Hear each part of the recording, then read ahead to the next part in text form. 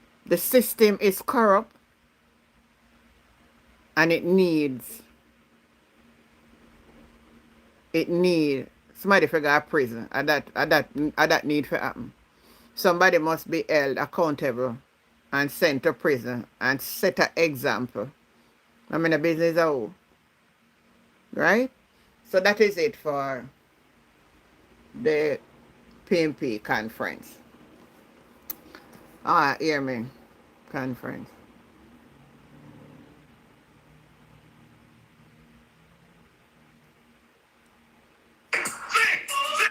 So now I want to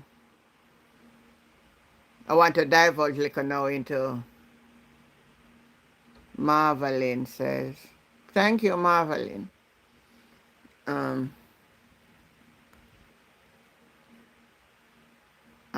Pastor send me some things that Mr. Williams sent me.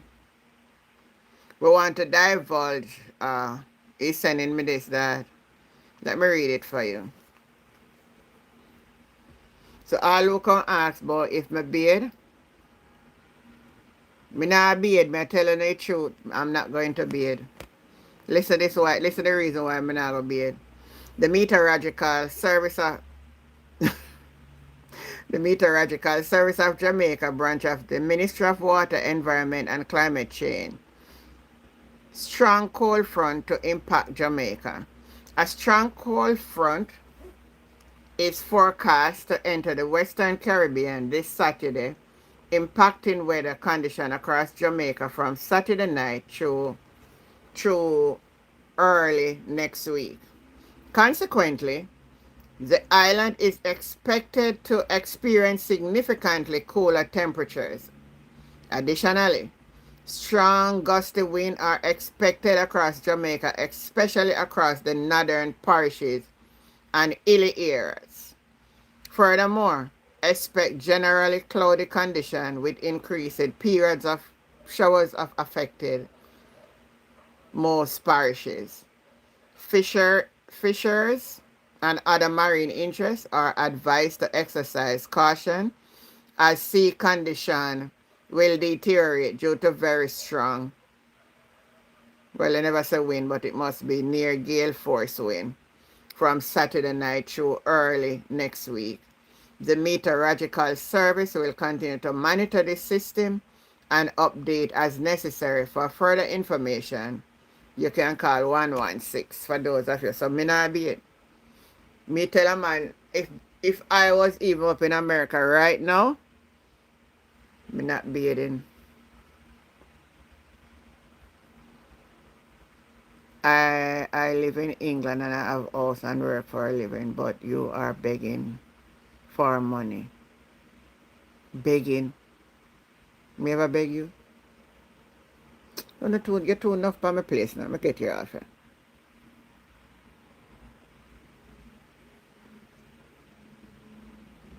You're too enough now, man. You're too enough now. You're too bright and faced and out of order.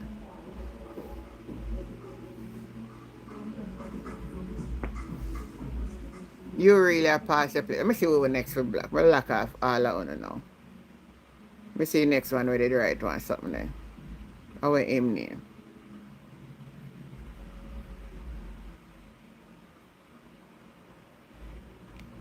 Alright, anybody else type in nothing else that tonight gets black on them. Alright. Barry God, anti-deliver, right? Them come for you. Yeah, man, them come out for me tonight. Big time, man. They sit down and them plan. Up Reddy's Road, them they sit down and wait till me come on. Me not even come on good, man. They ready for me. I'm ready for them too. Anyway, them not gonna stop my show tonight. So here we go, yeah? So now, Julian Chang, lawyer, send letter to Dwayne Valls. Let me see.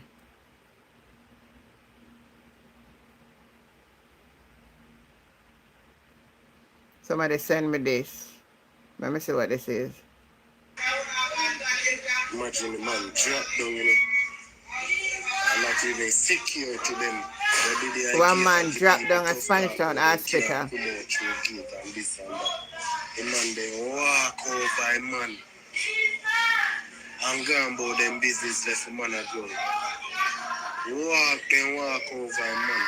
It's a tough time. What kind of system you run in a Spanish town? And I eat them now while you talk, but I'm showing you this. It's a tough time. You need to lift off of your IC and come a Spanish Town Hospital, address your workers them. Or else Jamaica go start rebel and start bust gunshot in your people them head. And when you hear... Sorry for that, I mean I watch it before, so I don't know what in it. Oh, me need admin. Yeah, me have admin man, they may not block them up. Me just give them a little chance to see if them can, you know. You know really why they want just a black people, but sometimes you find that them have got too far with them out of the so we just block them. Cause me have Betty and them, me have Nadi where we block them, you know. So this is a video out of Spanish Town Hospital how a man drop on the floor. It seemed like some expression in it. So what I'm going to do, I'm just going to show you the video, but I'm going to turn the volume down.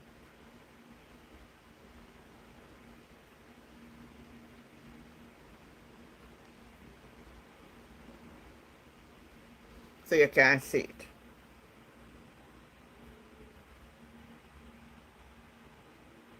You see the man on the ground? See the man on the ground there, drop on the ground.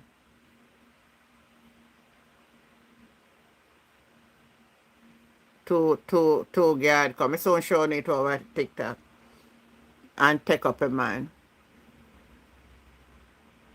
And them the condition. These are the condition we're talking about. Good night, Maureen.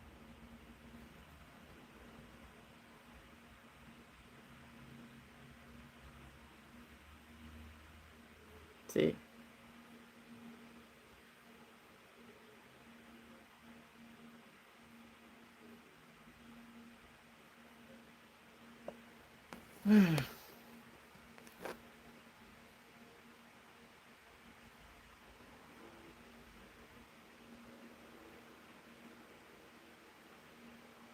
You could pick them a pass and a look.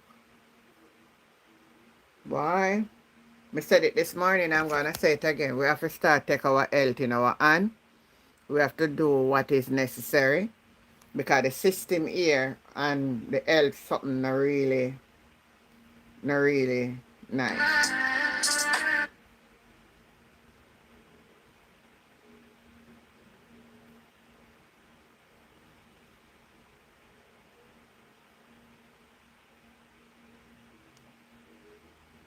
Now play so I can't hear this now.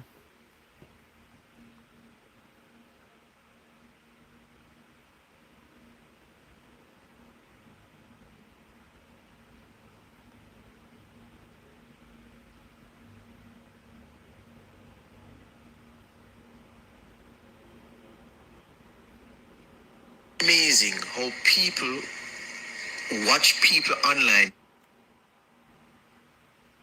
I have something here. It's a letter from Dwayne Vaz, dated January 29, 2026. Today being January 29, 2026, so it's fresh. This letter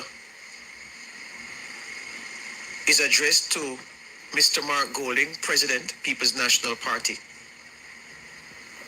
It has 1 West Kings House Close, Kingston address. That's not the address of the PNP, but so this should have said opposition leader, because the opposition leader's office is there. If it's the president of the PNP writing to, it's at Old Hope Road. But anyway, then it says Dr. Angela Brownberg, chairperson, People's National Party. And this one has the right address, 89 Old Hope Road, Kingston. Dwayne Vaz's letter says, Dear Mr. Golding, Dr. Brownberg, I respectfully request that the allegations by Councillor Julian Chang that I have been sexually harassing her be immediately investigated by the party through proper channels. Let me repeat. Dear Mr. Golding, Dr. Brownberg, I respectfully request that the allegations by Councillor Julian Chang that I have been sexually harassing her be immediately investigated by the party through proper channels. I am prepared to make myself available, Dwayne Vaz says, to testify before the commission where both sides of this issue can be heard and the determination made so that the matter may be resolved as soon as possible. As a member of parliament, I am of the view, Dwayne Vaz says, that the issue Good must night, be laid to rest Rosaline. and that the truth must be known so that I may continue to serve my constituents in this difficult post-Melissa period. This is a letter Dwayne Vaz has written to the party president, to the party chairman, respectfully requesting that Julian Chang's allegations that he has sexually harassed her, that those allegations be immediately investigated by the party through the proper channels. And he says he's prepared to make himself available to testify so that the matter may be resolved as soon as possible. Then now, Julian Chang. The head of the Police Officers Associations. No, Listen, let me tell you, it's a no wrong on that. I think this one, yeah. Now recall that the attorneys for Member of Parliament for Central Westmoreland, Knight Junior Samuels, the Member of Parliament is Dwayne Vaz, the Central Westmoreland MP is Dwayne Vaz. His attorneys, Knight Junior Samuels, have written to Julian Chang, the counsel for the Savannah Lamar Division in Westmoreland, demanding an apology for things that she said about their client in an interview on Nationwide at 5 on Monday. Additionally, she was given a deadline of Friday of this week. Friday is January 31 or 30? January 30. 30. She was given until Friday. Was it Friday or February 2? No, Friday. Friday. Given until Friday, January 30, to apologize to Dwayne Vaz or face further action. Well, Julian Chang's attorneys have responded. And there's a letter under the insignia of Maurice McCurdy, attorney at law, 1140B Catherine Hall, White Sands Beach, PO Montego Bay in St. James. And it's addressed, this letter, to Bert Samuels, attorney at law, Knight Junior Samuels, 3rd floor, 4 Duke Street, Kingston. Without prejudice communication, it says, Dear Sir, letter dated the 27th day of January 2026, read Julian Chang. It says, in relation to the matter captioned, I act for and on behalf of Ms. Julian Chang, the client herein. I am in receipt of your communique and have been instructed to respond as follows. 1. At no point during the interview did our client state that her political career was being destroyed. 2. She will not apologize and refutes every claim of falsehood as asserted by your office. 3. She stands by all assertions made and is prepared to defend her good name against any attempt to discredit her statements by Mr. Vaz or anyone acting on his behalf. 4. Your client has persistently and consistently, without lawful authority, interfered with Ms. Chang's participation within the institution of which they are both members, and she is prepared to assert her right if those unlawful interferences continue. 5. She finds your missive offensive that she knew Mr. Vaz was married, being that it has never been asserted that she sought to engage him. 6. The harassment claims against your client are not interdependent on other allegations of misjudgment by Ms. Chang in respect of how he acquits himself within the political institution. Your client, on a number of occasions, in violation of her rights and without lawful authority, sought to embarrass, belittle, and deprive our client by his unfortunate actions But me when think this is a situation. A, used abusive, harassing, and unprofessional language towards her in person and WhatsApp messages. B, removed her from the constituency executive WhatsApp group on the 22nd of August 2026, though she has a constitutional right to participate and vote in the said body. C, publicly demanded that she leave the constituency meeting held on the 22nd day of January 2026, contrary to her rights guaranteed by sections 125 and 127 of the Constitution of the People's National Party, which states, 125, a councillor being a member of the party shall be the political head of the division and the principal spokesperson on behalf of the party in the division on all local government matters. 127. A councillor shall automatically be a member of the constituency committee with voting rights. D. Your client made degrading and baseless remarks at the National Executive Council of the party on the 25th day of January 2026, in which he accused her of serious party infractions with the intention of demeaning her in the eyes of her peers and the general party membership. Your client acted without authority upon unfounded allegations of disloyalty against her without bringing the same to the appropriate forum, which would have allowed her the opportunity to defend her good name against such malignations. Ms. Chang, a proud member of the party and a believer in its principles, is of the view that these disputes ought to be professionally ventilated by the appropriate body in the party in the interests of the people they jointly represent. In such regard, we are instructed to make the following demands to treat with the same. An apology by Mr. Vaz for the manner in which he has unfairly treated Ms. Chang and for his demeaning and harassing comments. 2. Compensation by Mr. Vaz for Ms. Chang's legal expenses to date. 3. An undertaking by Mr. Vaz not to interfere with, disrupt, or otherwise breach Ms. Chang's constitutional right to participate within the constituency and organization in the discharge of her public function. If this proposal is not accepted by the 4th of February 2026, our client has instructed us to file an action to protect her personal, political, and professional interests. Please feel free to contact the undersigned in relation to the above mentioned. Respectfully yours, Maureen. But that man we represent her is a labor right lawyer.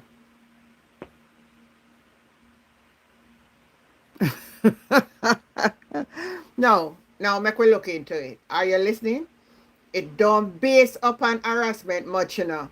It is based upon more political victimization from the letter. There's not much in it about harassment. More than one mention. All the other listings are within political. But Dwayne Vaz is smart. Dwayne Vaz understand that this woman is not with the PNP. So Dwayne Vaz put somebody else in to do the work. And he don't communicate with her. I see she said something that she gives somebody one house and Dwayne Vaz go back go get this person house too. Dwayne Vaz know that you are working as a JLP operative, Miss Chang. And all we are trying to say, to me, those WhatsApp conversations that I have looked at, that begin by saying, let me pull it up again. To the above mentioned. Respectfully yours. Let me read it.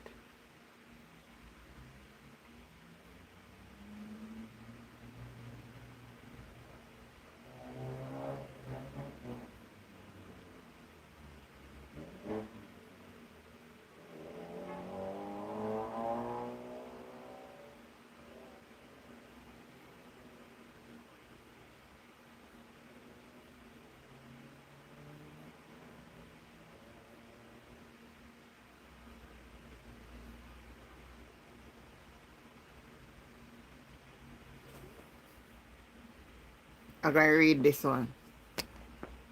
Another Lawrence Roy. You know where I say, how about to sleep? Add a glass of wine. Okay, sleep well. Hope you have dream like this, like mine. Tell me the dream, let me see if I can dream. Me notice a Nationwide no bring out the party here upon them platform. So I read it wrong the other night, but now I understand it better. So it was Miss Chang who was saying to Dwayne Vaz, how about sleep? Add a glass of wine. And Dwayne Vaz respond by saying, okay, sleep well. Hope you have dreams like mine. Hear Miss Chang respond. Tell me the dream. Let me see if I can dream. Dwayne Vaz respond. laugh out loud. Well, hold on. I'll pull you up a little bit. We will see. Something like that. Then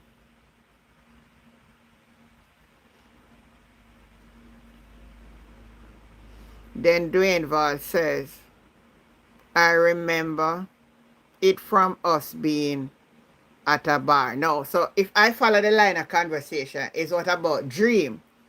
They were saying about dreaming. And he was saying it was about, so I want to know if that was a different conversation or it is the same line of conversation from in the WhatsApp message, that it was about a dream or was it a reality? What was it about? Is it a dream or was it a reality?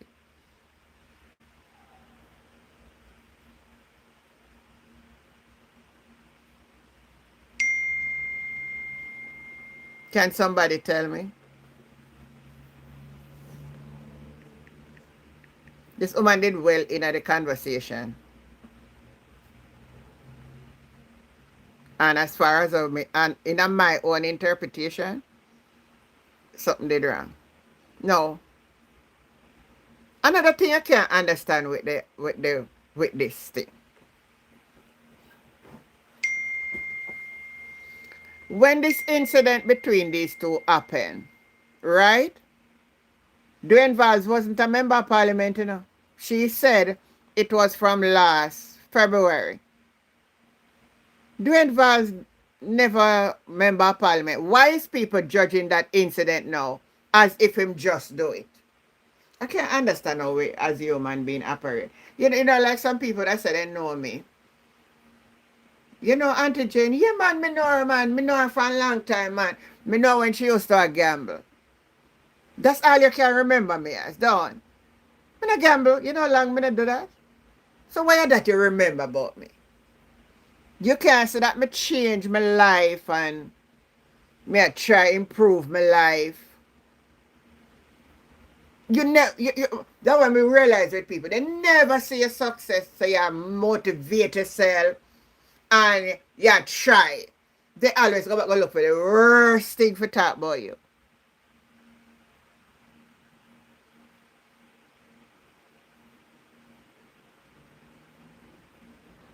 Thank you for that one, Melissa. How can you put up Dwayne Valls with George Wright? That's why I'm telling you about the journalism in the country.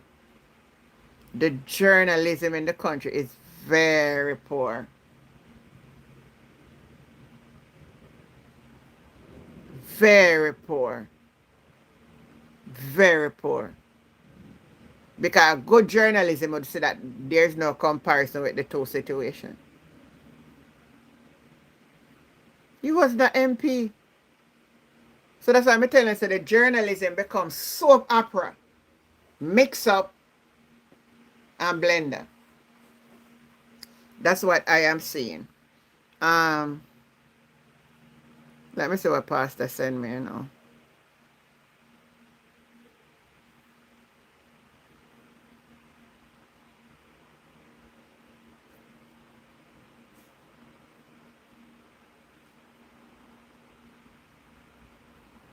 Pastor sent me, but I don't really want to get into that the type of mix up it tonight.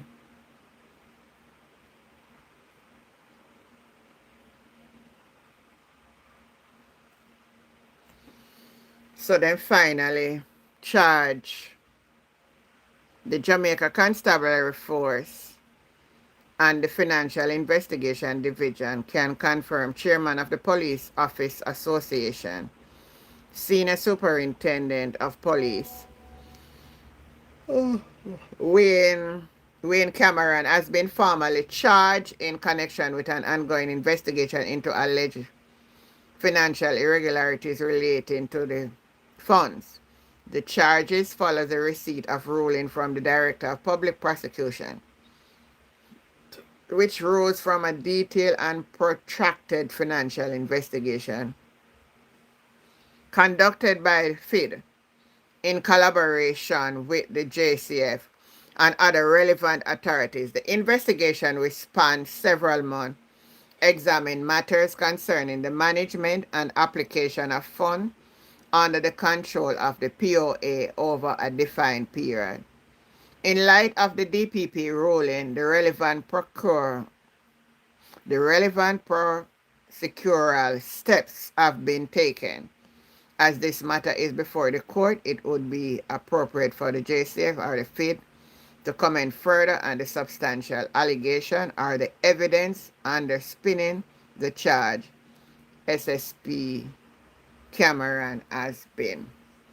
So that's a new development. Seems like the DPP are not in for no joke.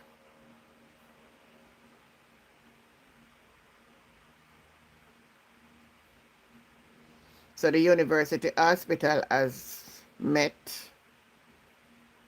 Let me, somebody send me this now, so let me see what is in this. Oh, it's a whole lot of reading.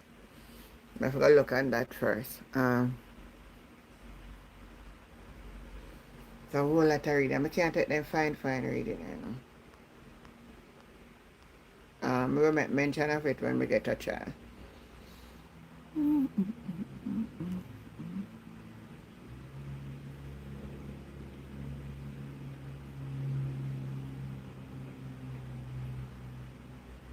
All right, so they sent out a statement. The university hospital sent out a statement. And I think it said the meeting summary. I read the summary part. The University Hospital Union meeting discussion. It was highlighted that the meeting had become necessary in light of recent media revelation regarding the procurement breaches at the university, as well as the recognition of many internal issues. Oh, you're saying our action towards certain people keep watching for her. Yeah, I know, man. Me know say my PMP. They come out and talk about it already from the beginning when they make him step down. So, make we see where it goes. This is a revenge charge, yeah. Make we see what's going on. The Auditor General report, hospital procurement process. Those were some of the meeting, some of the things they talk about. But we still not hear who are the companies. They still not put it out. I want it to put out.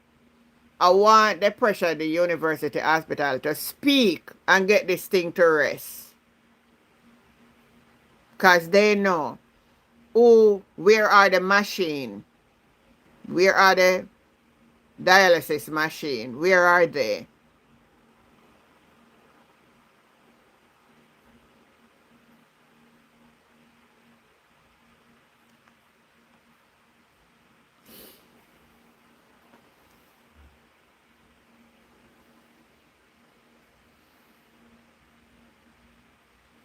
All right, Fergie, if you're still over there, type in the comment, let me know. Or come up in the box.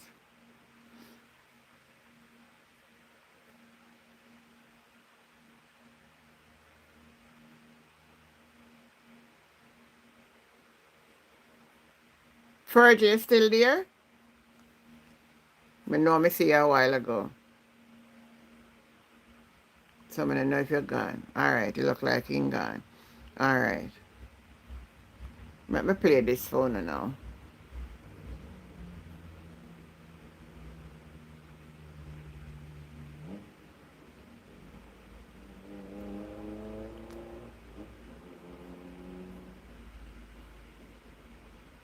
Oh, well, if something go on the internet, you know.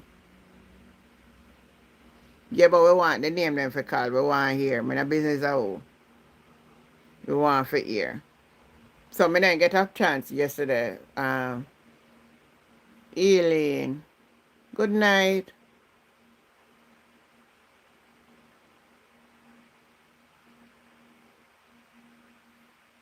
Oh.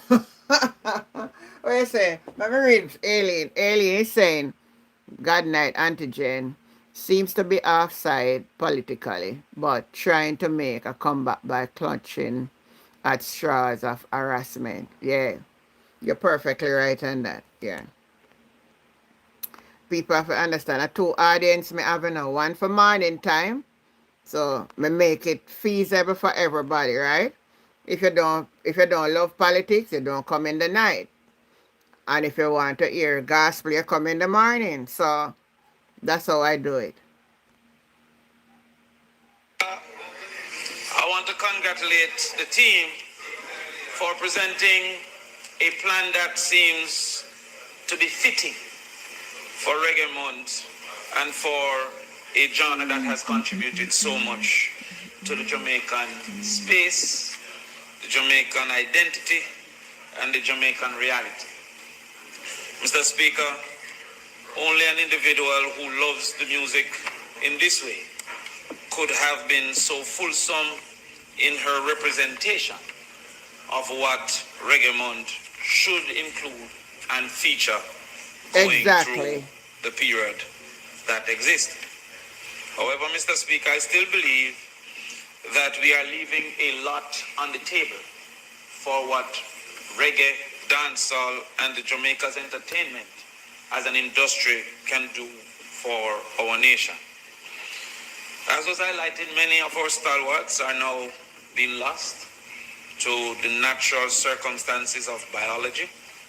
And to that extent, we should move hastily to capture some of their stories and information in documentaries, etc., so that that can be shared with our children moving forward. Everybody are dead off quick. I have often wondered, in a time that even the pigment of your skin was resisted, how did Rastafarians endure touring in Europe and the United States in the 50s and 60s?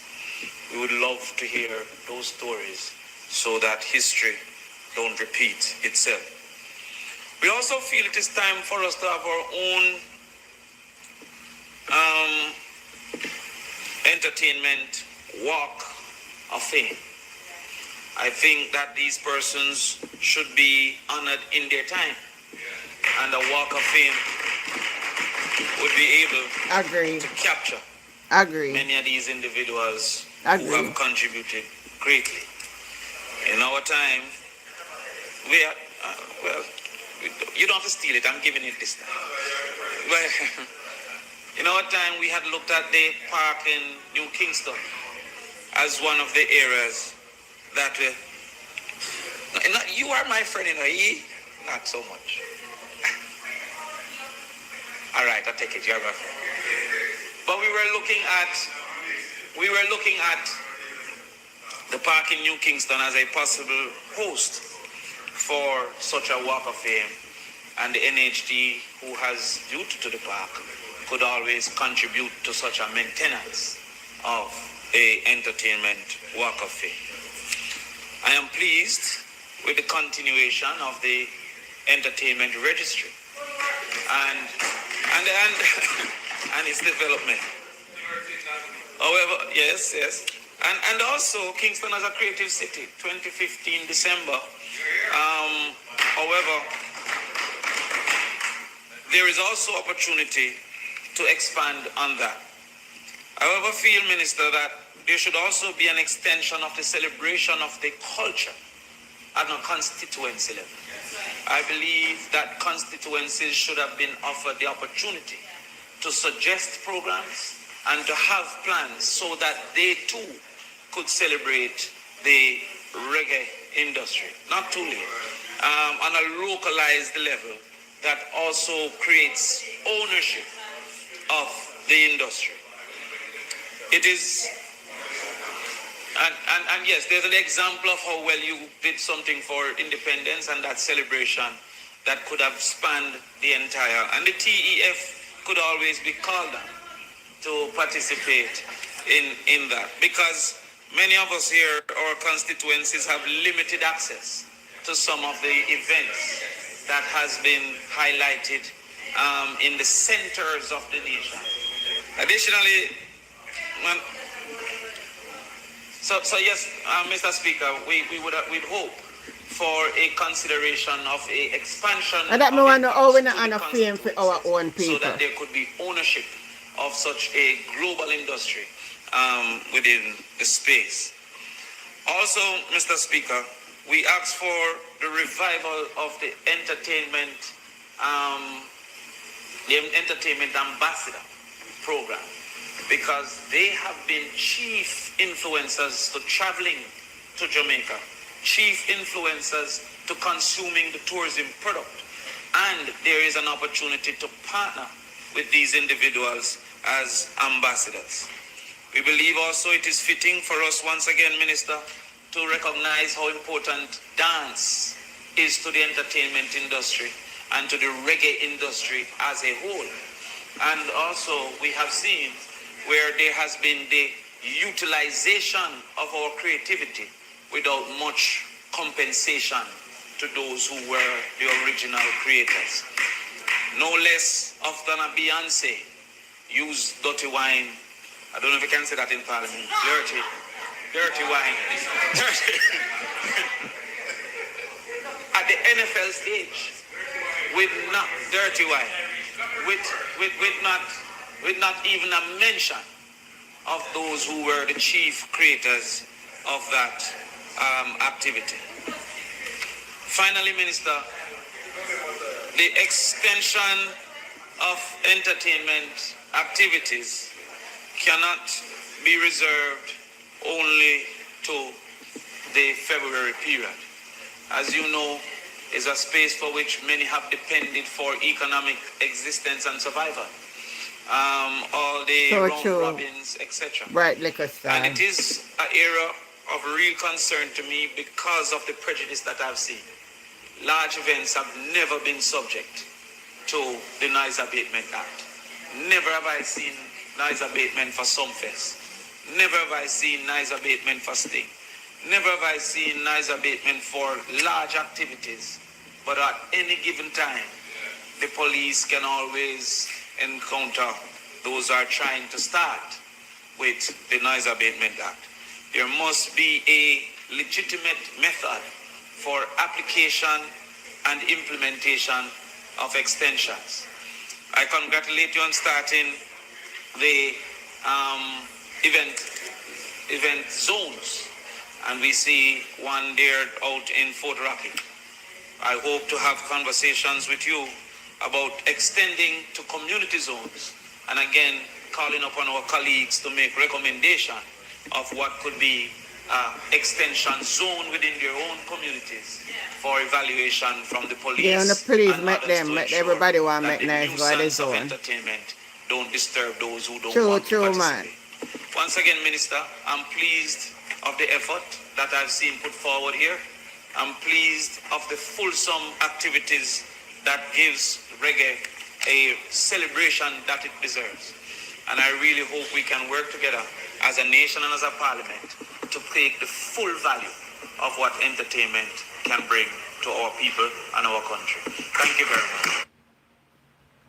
I think that was good. I think some brilliant point in it.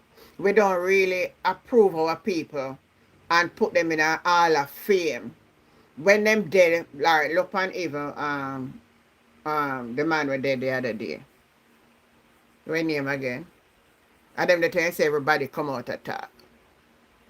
From them become an icon, man. We not really treat our people good. We not treat our people good. They go foreign, go get all kind of recognition. And even in their own country, they can't get no recognition. It not really nice. It not really nice. I'm glad to see. At least it's a proposal. And I hope it come true. You know, many things even in our own little community. We don't really see people who give community work and appreciate it. And the same thing come down in the church too, you know. Persons who are there and give their labor. Sometimes it's like we don't really appreciate it, you know. Yeah, Jimmy Cliff, right. You want to tell me say that the man a big, not getting no Hall of Fame. No Hall of Fame. We don't really respect. It's like they run the athlete them too. We don't have nothing with them, Hall of Fame for the athlete who go out there upon the global stage and make Jamaica proud. We don't have nothing like that. We are so behind in so much things. All we know for do is corruption. Let me give you a little tell you how deep the corruption run. Every avenue in Jamaica have corruption. Every avenue. And I'm making mention of this because that's what was told to me. And if there's any lie, it's the shipping company telling the lie. No, people. Persons can get them barrel from all long, right? And then when they finally get the barrel, you're only here that you're going to pay some money for storage for the time that they were backlogged. Whose problem is that for the something them backlog? Whose problem is it to have things out there backlog and tell me now that I must pay?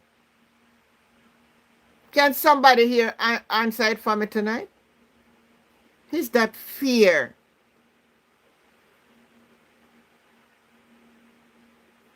Is that fear?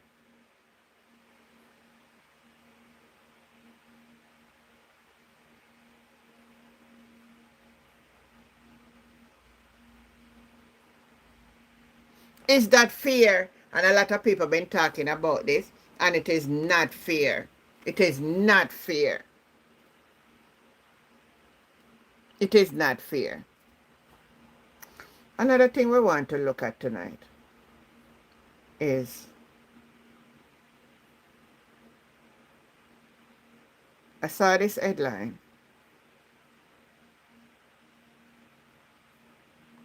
And it's about Cliff Hughes.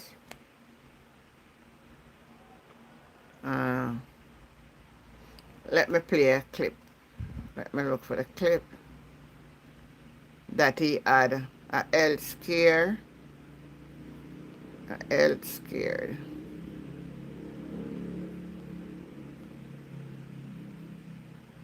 Let me see if it's this one. In case you were wondering about the well-being of our CEO and leader, Cliff Hughes, the man says he's feeling much better. Drop it again, Kevin, one more time. Good morning, Nationwide staff, friends, colleagues. I'm in a much better place this morning. 2 mornings ago, I got a scare, woke up with blurred vision and not walking steadily. So I've been at Andrews since then, and they have been taking good care of me. And I should be out of the hospital by tomorrow. And I am to be told by my doctors how long they want me to be out. But they tell me that my best treatment now is rest and be stress-free. All right? But I'm good. I'm feeling much better today than I was 2 days ago. So there you. So I see some labor right come out because Mark Golding make a remarks when one of the journalists from the station say open get better.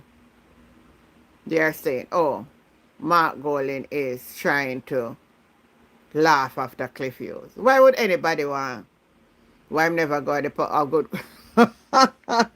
You ask the right question, Betty. No, they not go there. They not go there, man. They have the money, so they might go a wish back and get care. Now go there. Now go there.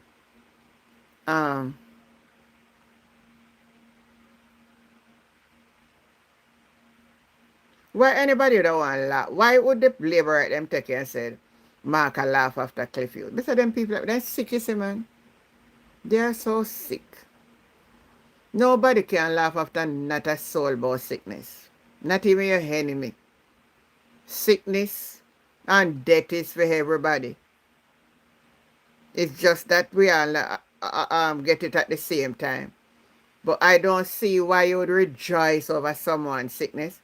I don't see if you can rejoice over someone's death when it is imminent that our time will come. What sense that make? A blood pressure and blood sugar get very low. For him have blurry eye, I think is the blood pressure. He saying couldn't walk. So it could be a mild stroke. It could be a mild stroke.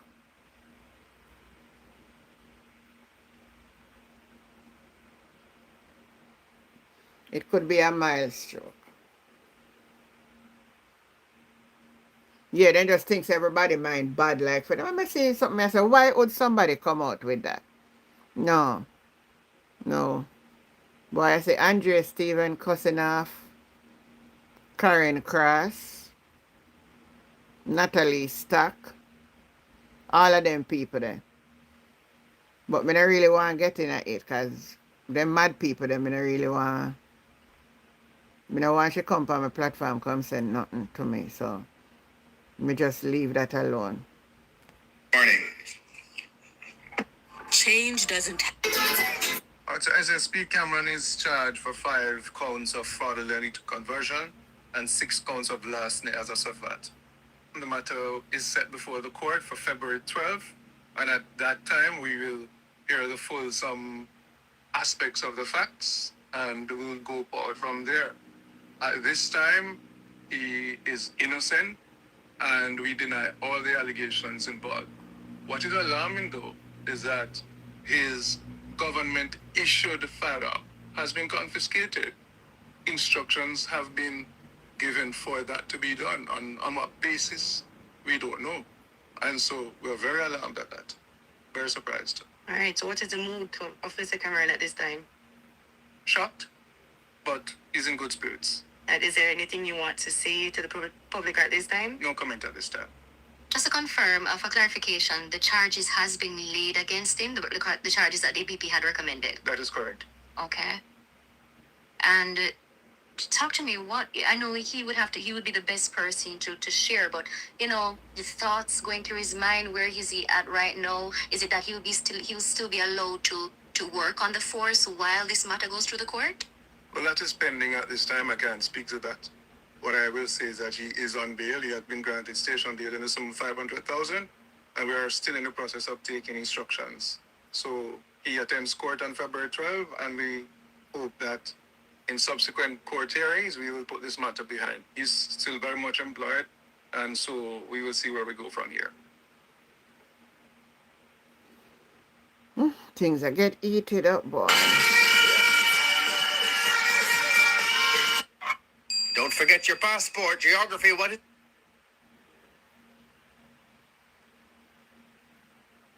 The flu, I want to encourage, Lord, let your will be done, yeah.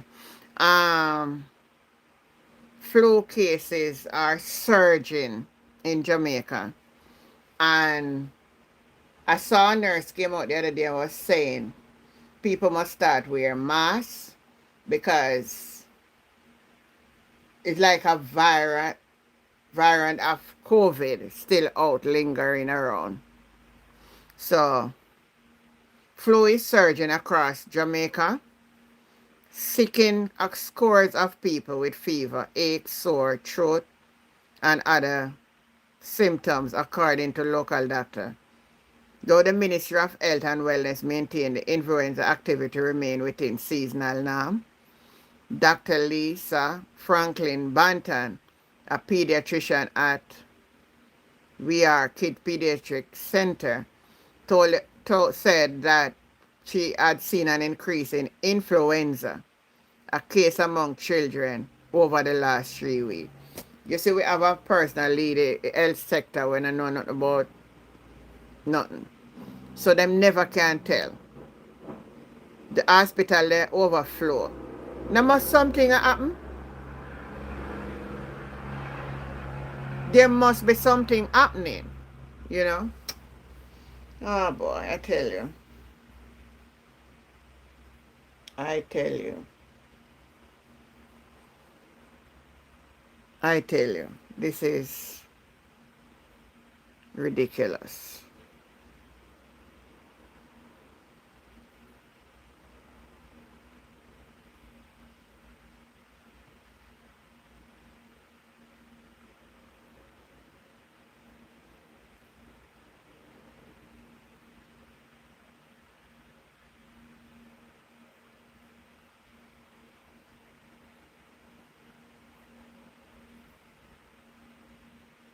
Do you know that?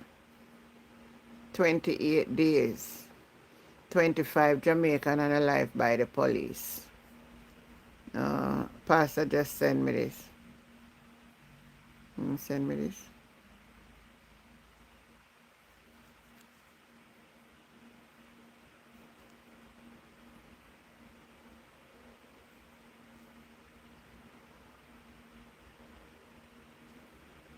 All right. Anybody have anything to say? Anybody want to call in? The phone lines are now. I mean, do you want to talk for night, you know? Anybody want to call in?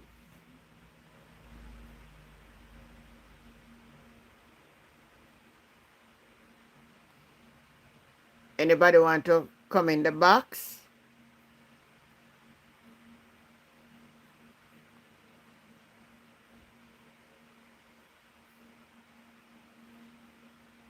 If nobody now come in at the box and nobody no one call in. You know what? I got my bed now? Tell me.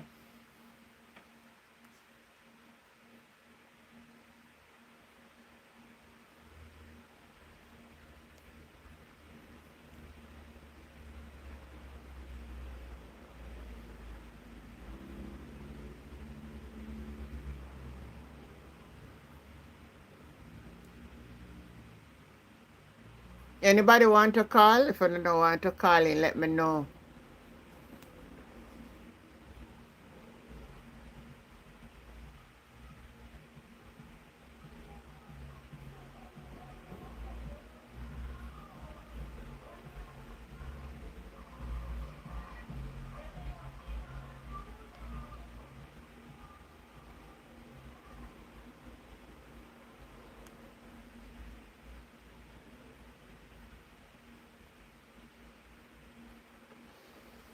Talk to me. Anybody want to call in? All right, nobody no want to call in. So maybe this is where we leave the show for tonight.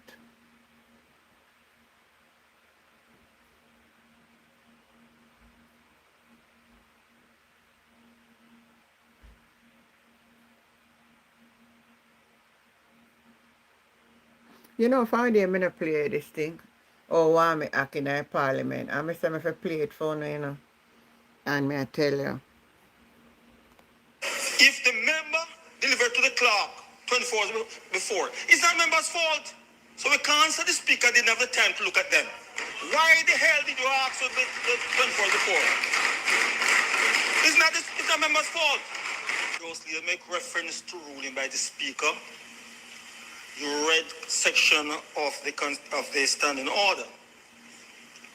But may I draw the House's attention to the fact that the Speaker's ruling cannot be in conflict with the standing orders. And if such rulings are in conflict with the standing order supersedes any ruling from any Speaker. If the member delivered to the clerk 24 hours before, it's not member's fault. So we can't say the Speaker didn't have the time to look at them. One thing with Wami, you know. Wami, I got chat to him mind. And whether you like him, yes or no. And he don't care who.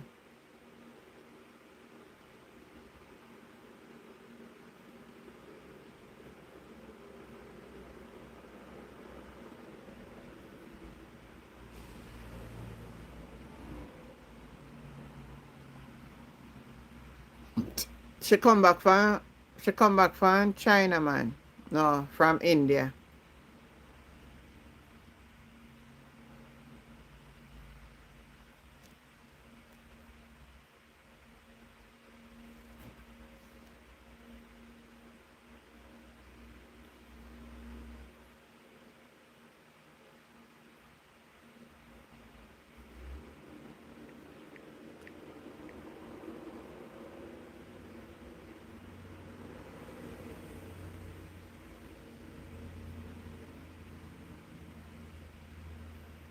You say your service now work. Nobody no want call in.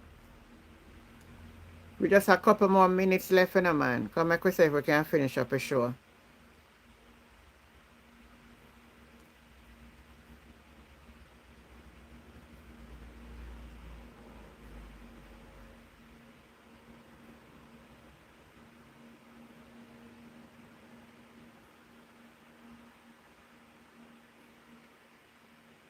See, now they put the WhatsApp call.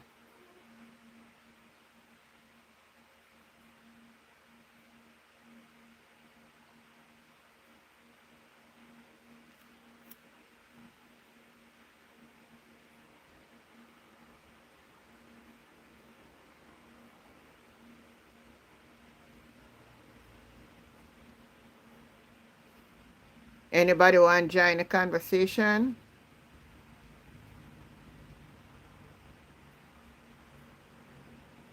Every day, Shakari Richard is her name in a headline. Look at the headline now. She charged again for speeding. This girl has have so much potential and just can't keep her head on her body. Something wrong with her.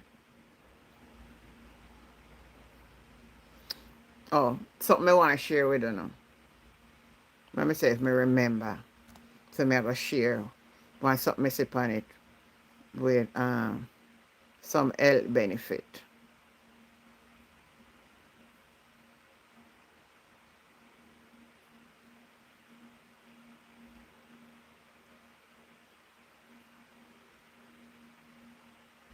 We were never supposed to eat 3 meals a day. Listen Did this. you know that? I am Ming San, a monk from a monastery high in the Tibetan mountains. In human history, people ate when food was available, not because the clock said it was time. Some days they feasted, other days nothing. It wasn't until the late 1800s that breakfast, lunch, and dinner became a rule, pushed by factories and food companies. Cereal companies told you breakfast is the most important meal of the day. Snack companies taught you to graze from morning to night. That became normal, and now they make billions by keeping you eating all day. But constant eating keeps your body in storage mode, locking away fat. It also never lets you enter autophagy, your body's natural way of clearing out damaged cells. Fasting, whether you're skipping breakfast or going 24 hours, gives your body a break from digesting so it can repair, reset, and burn stored energy. The fire inside can finally burn what it needs to burn. Our ancestors didn't need gyms or weight loss programs. They had fasting built into their lifestyle. We traded that for a system that gives you food you don't need at times you're not even hungry. So why are you eating? Let me answer that. Because you've been programmed that it's time to eat, and constant eating slowly breaks you down. Fasting isn't a trend. Your body was designed for feast and repair, not breakfast, lunch, and disease. Follow me and view my other videos on my page for more ancient ways to heal your body.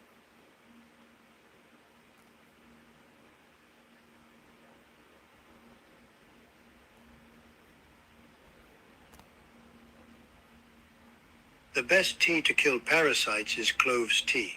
The best tea for high blood pressure is hibiscus tea. The best tea for high cholesterol All right, is tomorrow green you tea. can call. The best tea for high blood sugar is cinnamon tea. The best tea for inflammation is turmeric tea. The best tea for low immunity is echinacea tea. The best tea for poor digestion is peppermint tea. The best tea to clean the liver is milk thistle tea. The best tea for trouble sleeping is chamomile tea. The best tea for anti-aging is white tea. The best tea for cold symptoms and sore throat is ginger tea. Tea is natural medicine, my friend. Drink it with intention. Save this video for when you need it, and view my other videos for more ancient wisdom. The best tea to kill parasites is cloves tea. You hear The that? best, Me give on a little the best extra tea to lesson kill tonight. parasites is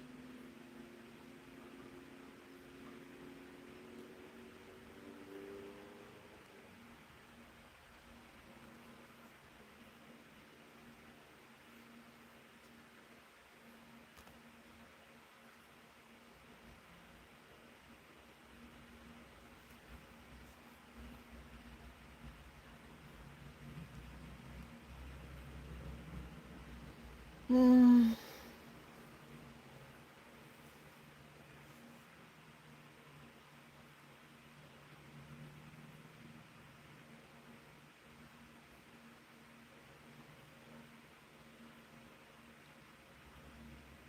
Tourism get a lick. Yeah, man, tomorrow you can call him. And fly, then they can't reach here. Because, of course, you know, coming by the boat, they don't really spend the amount of time they do as they fly. So it's one of those situations, God knows best. So we just have to keep preparing ourselves and hope that for those who can make the adjustment, will do it. But as we know, most of our guest persons come from America. They plan a year ahead for the vacation. So it's going to be tight for them to shift. So it will affect us. Chairman of the Destination Assurance Council, Richard Wallace, explains that while harsh winters abroad can temporarily disrupt travel, they can also create opportunities for Jamaica's tourism. A lot of people who try to escape the harsh winters, so they come to the tropics, and it benefits us a lot. However, when it gets to the point where it's closing airports and canceling flights, then that's not so good for us. However, I expect that will be short term, the closure of the airports and the canceled flights, and sooner than later we will see the boom that we are expecting for February. Mr. Wallace says the aim is to position Jamaica at the forefront in order to boost tourism. It's not just the cancellations, or it's not just the hurricane that hit Jamaica. It's also all the turmoil in the U.S. I mean, travel is down tremendously worldwide because a lot of less people are traveling now than you know. I mean, there are rumors of war and all these things going on, and people are weary. And so, you know, I believe that's some of those things are affecting us as well. So, but all in all, people are still coming on vacation. Carter M. Dean, CVM News. So the tourism, but we're supposed to expect that the tourism must get a lick because of the hurricane is one, and now winter storm up there and the flight them cancel. The world in a trouble, you know. Anyhow we take it, the world is in a big problem. User, good night. Nobody no want to talk to me tonight, brother. Everybody gone, left me. That's it for tonight, you know. That's it for tonight, because I want to sleep too.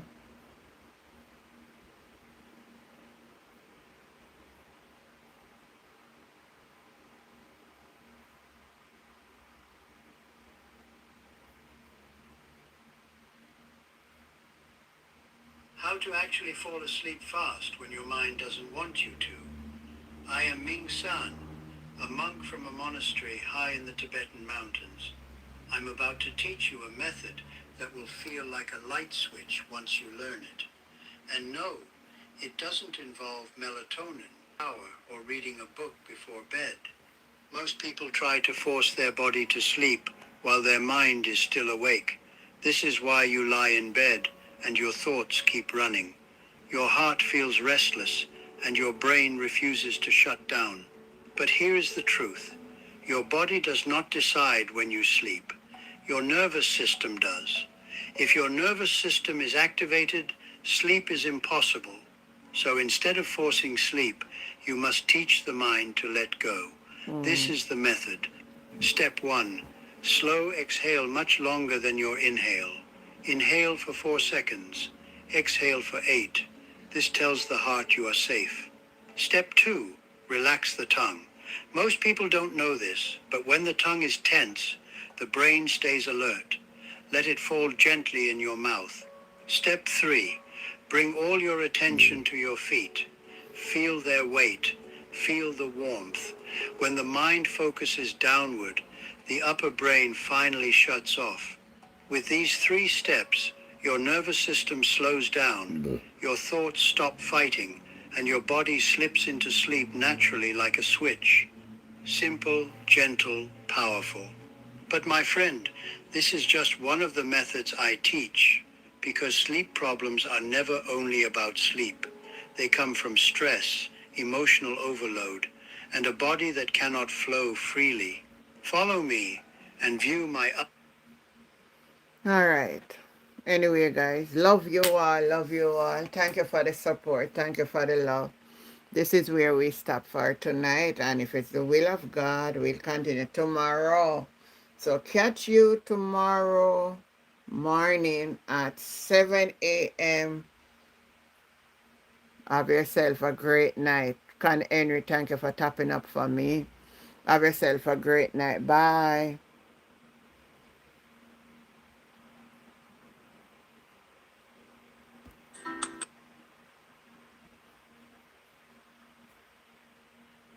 Bye, everybody.